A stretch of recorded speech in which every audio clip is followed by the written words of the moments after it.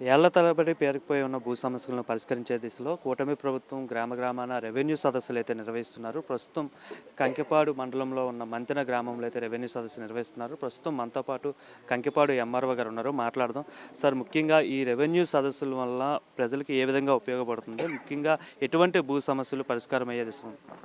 నమస్కారం అండి.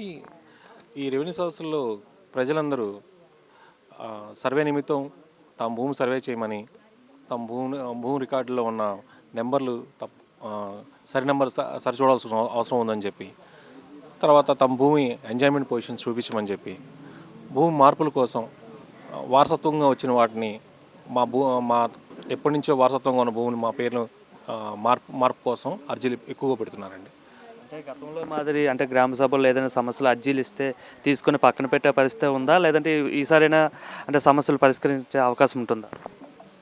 ఇక్కడున్న ప్రస్తుతం ఏంటి, ఇప్పుడు నా సర్వేకి సంబంధించిన అయితే ఇమీడియట్గా తక్షణమే మా సర్వేయర్స్ కానీ ఇమీడియట్గా అక్కడున్న సమస్య మీద వెంటనే వెళ్ళి అక్కడే అదే ఇవాళ సమస్య వస్తే ఈరోజే అక్కడున్న సమస్యకి పక్క వారికి నోటీసులు జారీ చేయటం, అంటే ఇక్కడి నుంచి వారం రోజుల్లో ఇమీడియట్గా వచ్చి కొలత వేస్తామని చెప్పి చూసి కొలత వేయడానికి ఇప్పుడే తక్షణ చర్యలు తీసుకుంటున్నామండి. మ్యూటేషన్ ప్రొసీజర్ అంటే 21 రోజులు పడుతుంది కాబట్టి వాటి వెంటనే ఇక్కడే అర్జీ తీసుకుని ఫ్రీ ఆఫ్ కాస్ట్ ఎటువంటి ఛార్జ్ రుసుము వసూలు చేయకుండా ఇమీడియట్గా ఇక్కడే ప్రాసెస్ స్టార్ట్ చేస్తున్నాం.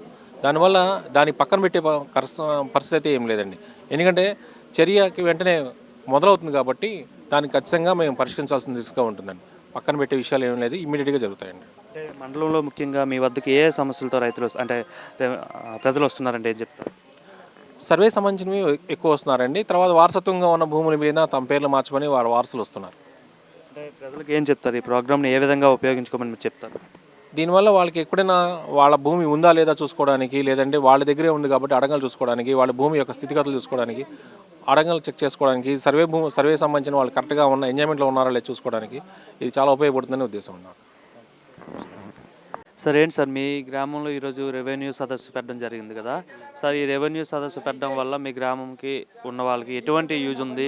ఎటువంటి సమస్యలు వస్తున్నాయి? రెవెన్యూ సమస్య అయితే బాగుందండి. మా ఊళ్ళో అయితే సమస్య ఉంది. అంత గత ప్రభుత్వంలో కూడా ఏం చేయలే. మరి గవర్నమెంట్లో మరి చాలామంది వచ్చి చూపించుకుంటున్నారు. అట్టగే ఎంఆర్ఓ గారు కూడా దాని సాధ్యం వరకు సాల్వ్ చేస్తున్నారు.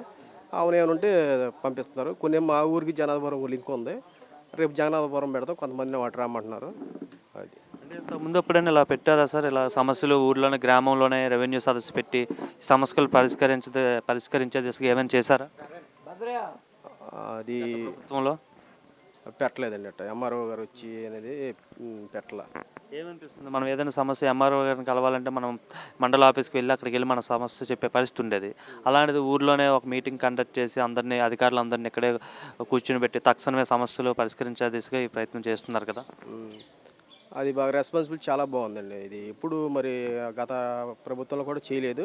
మరి ఈ ప్రభుత్వంలో వచ్చి చాలామంది సాల్వ్ చేసుకుంటాం, ఏమన్నా ఉండ మళ్ళీ వెళ్ళి కొలిపియటం అట్టా ఎంఆర్ఓ గారు కూడా స్పందించి బాగా చేస్తున్నారు. వాళ్ళు కూడా బాగుంది. ఎలా ఉందండి ఓవరాల్గా ఈ కూటమి ప్రభుత్వం పరిపాలన ఏమనిపిస్తుంది మీకు? కూటమి ప్రభుత్వం అయితే చాలా బాగుంది. అంటే వైసీపీ ప్రభుత్వం వాళ్ళైతే మట్టుకి పార్టీలో ఉండేవాళ్ళు మట్టుకి బాగోలేదు అంటారు. కానీ మిగతా నోటర్లో ఉండేవాళ్ళు కానీ పార్టీలో జనాల్లో కూడా స్పందన వచ్చి బాగా చేస్తుంది కూటమి ప్రభుత్వం. అనుకున్నట్టు చేస్తుంది అనేది వచ్చింది కొద్ది పబ్లిక్.